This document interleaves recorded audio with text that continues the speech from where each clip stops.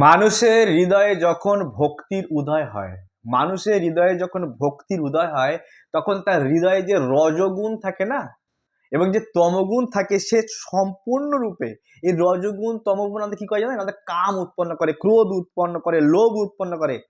কিন্তু যখন মানুষ নৈষ্ঠিক ভক্তি করে, এই ভক্তির প্রভাবে তার হৃদয় থেকে কাম, ক্রোধ, লোভ চলে যায়। এই রজগুণ থেকে কাম, ক্রোধ, লোভ উৎপন্ন হয়, এ সম্পূর্ণরূপে বিদরিত হয়ে যায়।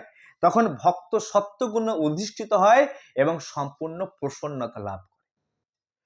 আনন্দ আনন্দে বিলং করতে পারে ভক্ত তখন, যখন সে শুদ্ধ সত্যে অধিষ্ঠিত হবে। রজগুণ তমগুণ চলে যাবে। এই রজগুণ তমগুণ তখন যাবে যখন সে কৃষ্ণ কথা শ্রবণ কীর্তন করবে। তাই প্রচুর মাত্রায় আমাদের কৃষ্ণ কথা শ্রবণ কীর্তন এবং হরে কৃষ্ণ কৃষ্ণ কৃষ্ণ হরে হরে, হরে রাম রাম রাম হরে হরে, এই দিব্য নাম শ্রবণ কীর্তন করা উচিত। এই দিব্য নাম যত পরিমাণে আমরা শ্রবণ কীর্তন করব, তত পরিমাণে আমাদের কি হবে, হৃদয় থেকে যত কলুষতা আছে দূরীভূত হয়ে যাবে। ভগবদ গীতায় ভগবান যিনি ব্রহ্মকে চিন্তন করেন, যিনি পরব্রহ্মকে চিন্তন করেন, যিনি পরব্রহ্মে তার আত্মাকে সমর্পণ করেছেন, যিনি পরব্রহ্মের নাম গ্রহণ করছেন, ব্রহ্মভূত প্রসন্ন আত্মা না শোচতি না কাঙ্ক্ষতি, যে কোনো কিছু আকাঙ্ক্ষা করে না, সে কোনো কিছু শোকও করে না, সর্বক্ষণ আনন্দে বিলং করতে পারে, আনন্দে থাকতে পারে, কারণ সে দিব্য আনন্দে অনুভূতি হয়। হ্যাঁ, এই জগতের মানুষ কিছু হারিয়ে গেলে কান্না করছে, কিছু পাওয়ার জন্য আকাঙ্ক্ষা করছে, কিন্তু যিনি ভগবান পরব্রহ্মে মন দিয়েছেন, যিনি কৃষ্ণে মন দিয়েছেন, তার কোনো কিছু চাওয়া নেই। বৃত্তাসুর একজন অসুর, সে অসুর হয়েও সে ভগবানের কাছে প্রার্থনা করছেন, ন নাক পৃষ্ঠম না চ পারমেষ্ঠম না সার্বভৌমম ন রসাধিপত্যম। আমি সারা পৃথিবী লোক চাই না, আমি ব্রহ্মলোক চাই না, আমি তপলোক মহলোক জনলোক চাই না, আমি চাই ভগবানের পাদপদ্ম, ভগবানের সেবা, ভগবানের সান্নিধ্য। এই হচ্ছে চাওয়া পাওয়া। মহাপ্রভু শিখিয়েছেন, ন ধনম ন জনম ন সুন্দরী কবিতাম বা জগদীশ কাময়ে।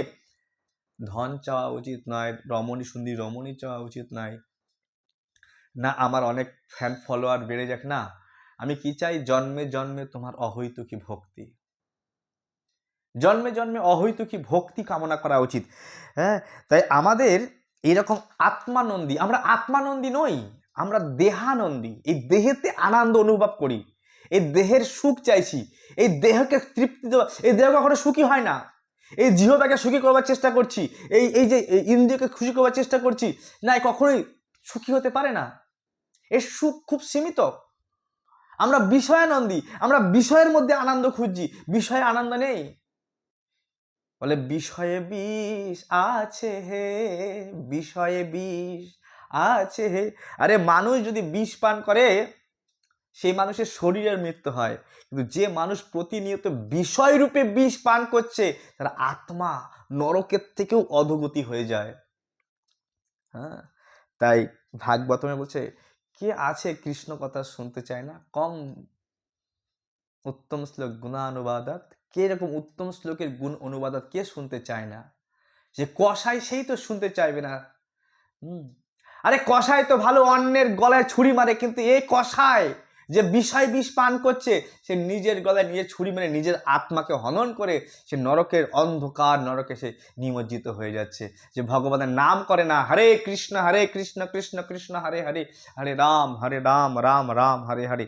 তাই প্রসন্ন মানস, হ্যাঁ, এই মন প্রসন্ন হবে তখন যখন সে ভগবত ভক্তি করবে, ভগবানের সেবা করবে। আর ভগবানের সবচেয়ে বড় সেবা হচ্ছে নাম সেবা, সবচেয়ে বড় সেবা হচ্ছে কৃষ্ণ কথা শ্রবণ করা। যে এই দুটি ভালো করে করবে, নিত্যম ভাগবত সেবায়া আর কীর্তনীয় সদাহরি, এই দুটো কাজ যে ভালোভাবে করবে, সে অনায়াসে ভগবানের প্রিয় হয়ে যাবে।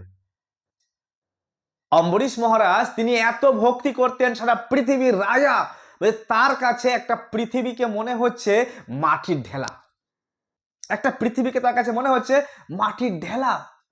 বুঝতে পারছেন? তো তখনই মনে হবে যখন আমরা ভালো করে ভক্তি করতে পারবো। অম্বরীশ মহারাজ রাজা, তিনি মহত্ব বুদ্ধি দিয়েছিলেন কৃষ্ণ ভক্তিতে, কৃষ্ণ নামে, কৃষ্ণ কথায়। সবে মান কৃষ্ণ পদার বৃন্দয়, আর সংসারী জীব কোথায় মহত্ব বুদ্ধি দিচ্ছে?